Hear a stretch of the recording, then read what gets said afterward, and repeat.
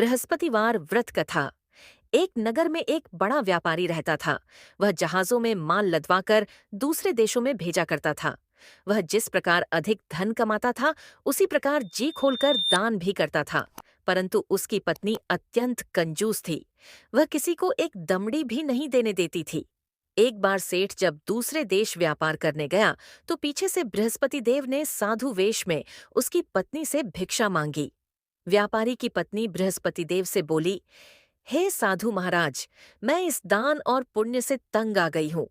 आप कोई ऐसा उपाय बताएं जिससे मेरा सारा धन नष्ट हो जाए और मैं आराम से रह सकूं। मैं यह धन लुटता हुआ नहीं देख सकती।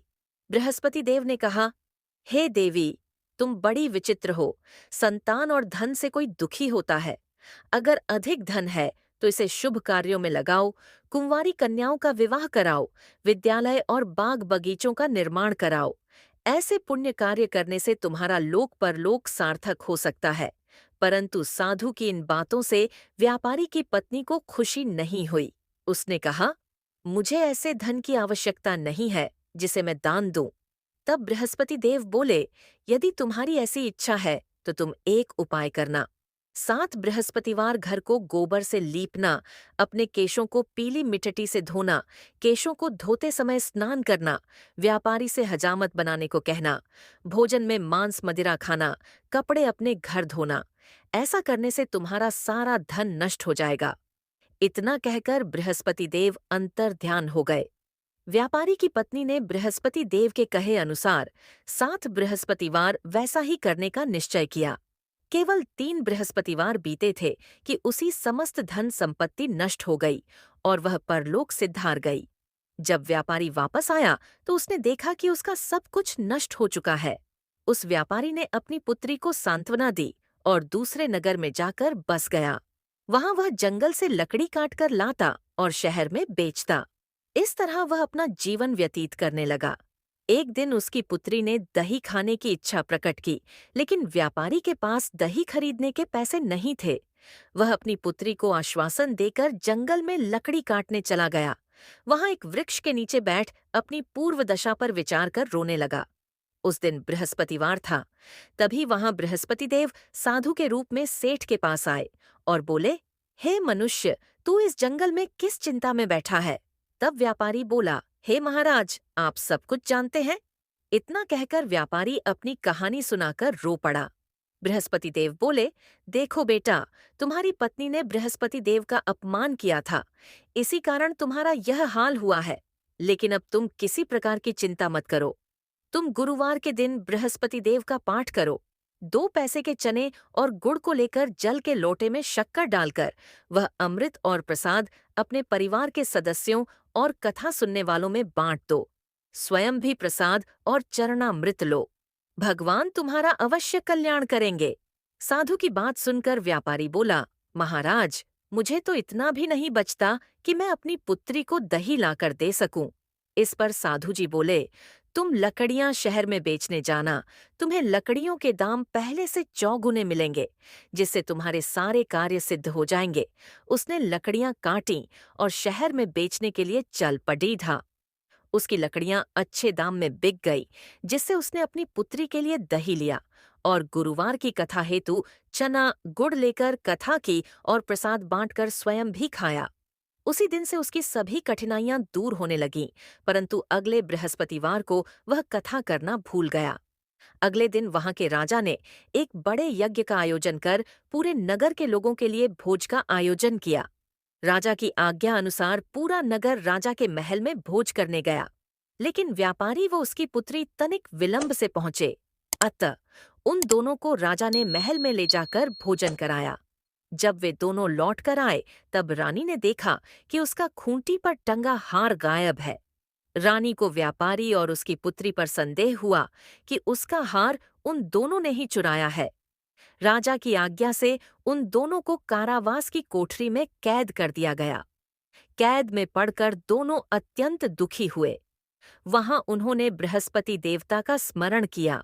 बृहस्पति देव ने प्रकट होकर व्यापारी को उसकी भूल का आभास कराया और उन्हें सलाह दी कि गुरुवार के दिन कैद खाने के दरवाजे पर तुम्हें 2 पैसे मिलेंगे।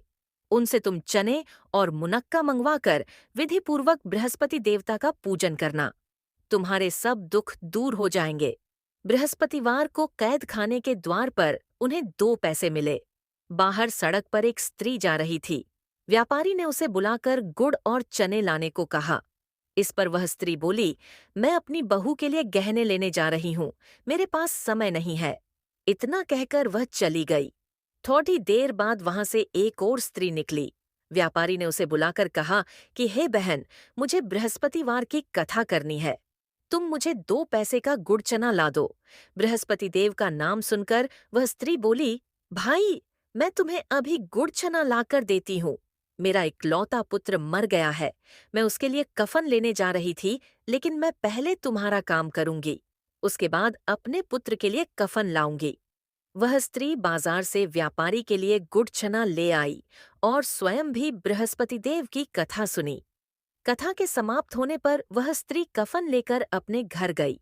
घर पर लोग उसके पुत्र की लाश को राम नाम सत्य है कहते हुए श्मशान ले जाने की तैयारी कर रहे थे। स्त्री बोली, मुझे अपने लड़के का मुख देख लेने दो। अपने पुत्र का मुख देखकर उस स्त्री ने उसके मुंह में प्रसाद और चरणामृत डाला।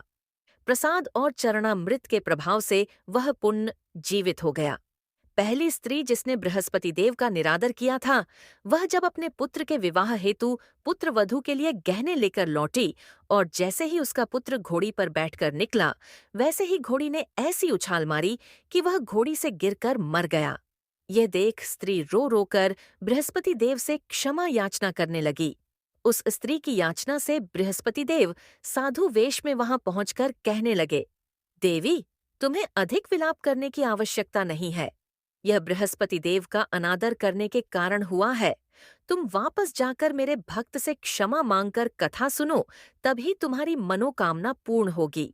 जेल में जाकर उस स्त्री ने व्यापारी से माफी मांगी और कथा सुनी। कथा के उपरांत वह प्रसाद और चरणामृत लेकर अपने घर वापस गई।